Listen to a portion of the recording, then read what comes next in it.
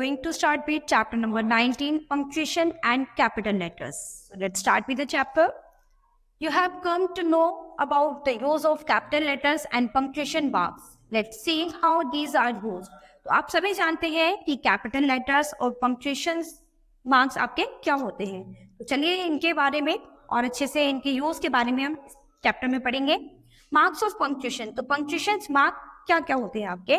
Full stop. तो full stop का आप यूज यानी फुल स्टॉप का साइन आपका इस तरह से होता है. कॉमा. तो कॉमा आप इस तरह से यूज करेंगे इस साइन के साथ. क्वेश्चन मार्क यानी ये आपका क्वेश्चन मार्क का साइन है. Exclamation mark. तो ये आपका एक्सक्लेमेशन मार्क का साइन है. Etcetera are called marks of punctuation. तो ये सभी मार्क्स जो है आपकी ये पंक्चुएशन कहलाते हैं. This makes a writing meaningful and easy to understand. तो ये पंक्चुएशन जो है ये हमारी राइटिंग को एकदम मीनिंगफुल बनाती है और हमें समझने में इजी रहता है. हमें सेंटेंसेस को पढ़ने में समझने में इजी रहता है.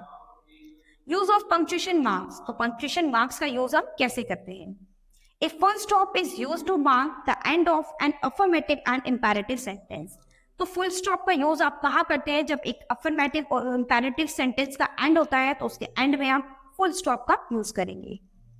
I go to school daily.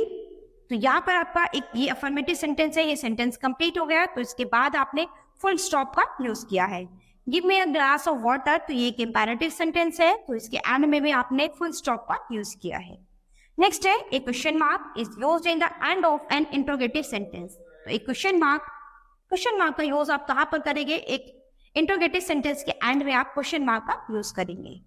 What are you doing. तो यहाँ पर आप क्वेश्चन कर रहे हैं इसीलिए आपने एंड में क्वेश्चन मार्क का यूज किया है. Will you go to Agra. क्या तुम आगरा जाओगे. तो यहाँ पर भी आपने क्वेश्चन किया है इसीलिए आप एंड में क्वेश्चन मार्क का यूज करेंगे. A comma indicates the shortest pause. We use comma within a sentence to bring clarity of meaning. तो एक कोमा जो है वो एक शॉर्टेस्ट पॉज यानी थोड़े समय के लिए रुकने के लिए हम कोमा का यूज करते हैं. तो ये जो कोमा है ये हमारे सेंटेंस में एकदम सेंटेंस को समझने में हमें क्लैरिटी देता है यानी जिससे हम अपने मीनिंग को अच्छे से समझ सके. We use comma to separate words or phrases in series. तो कोमा का यूज हम कहाँ करते हैं अपने वर्ड्स फ्रेजेस सीरीज को सेपरेट करने के लिए उनको आपस में अलग करने के लिए. यानी अगर वर्ड्स एक ही सीरीज के वर्ड है सेम वर्ड्स है अगर हम उनको एकदम कंटिन्यू बोलते जाएंगे तो क्या है हमारी लैंग्वेज एकदम बेकार हो जाएगी है ना. तो हमारा सेंटेंस बेकार हो जाएगा. इसीलिए हम कोमा अपने वर्ड्स को सेपरेट करने के लिए वर्ड्स और सेंटेंसेस को सेपरेट करने के लिए हम कोमा का यूज करते हैं. I purchase a TV, a refrigerator, a table and pair of chairs. तो यहाँ पर there is no comma before and. तो and से पहले आप comma का यूज नहीं करेंगे. ठीक है. अदरवाइज यहाँ पर आपने परचेज किया एक टीवी, एक रेफ्रिजरेटर, एक टेबल और पेयर ऑफ चेयर्स. ठीक है. तो जब आप सेम चीजें कुछ परचेज करेंगे तो सेम चीजें उनको सेपरेट करने के लिए आप comma का यूज करेंगे. We have 2 pencils, 4 pens, 3 books and an ink pot. There is also no comma before and end. तो यहाँ पर भी आप end से पहले जो है comma का यूज नहीं करेंगे. We use comma to separate expression etc. yes, no, oh, well, etc. इनसे पहले भी आप comma का यूज करते हैं. तो स्टार्टिंग वर्ड्स यानी yes, no, oh, well इनसे अगर आपका वर्ड स्टार्ट होता है तो यहाँ पर भी आप comma का यूज करते हैं. Yes, I took part in the competition. तो अगर आप हाँ या ना में या फिर किसी और चीज में अपने आंसर का रिप्लाई करते हैं तो वहां पर आप थोड़ा सा पॉज लेते हैं. Yes I took part in the competition. मैंने कॉम्पिटिशन में पार्ट लिया है. No I have no money to spend. नहीं मेरे पास स्पेंड करने के लिए मनी नहीं है. Well I will try my best. ठीक है मैं अपना बेस्ट देने का ट्राई करूंगा. Oh it should not be done. Nikhil please open the window. Where are you going, mummy? ठीक है. तो यहाँ पर क्या है अपने कुछ स्टार्टिंग वर्ड से पहले भी आप कॉमा का यूज करेंगे. An exclamation mark is used in the end of sentences that have feelings. तो exclamation mark का यूज हम अपने सेंटेंस के एंड में करते हैं. ठीक है. अपनी फीलिंग को शो करने के लिए यानी एक्सक्लेमेशन वर्ड्स कौन से होते हैं जो आपकी फीलिंग को शो करते हैं तो उनके साथ आप हमेशा एक्सक्लेमेशन मार्क का यूज करेंगे. सरप्राइज यानी वाओ.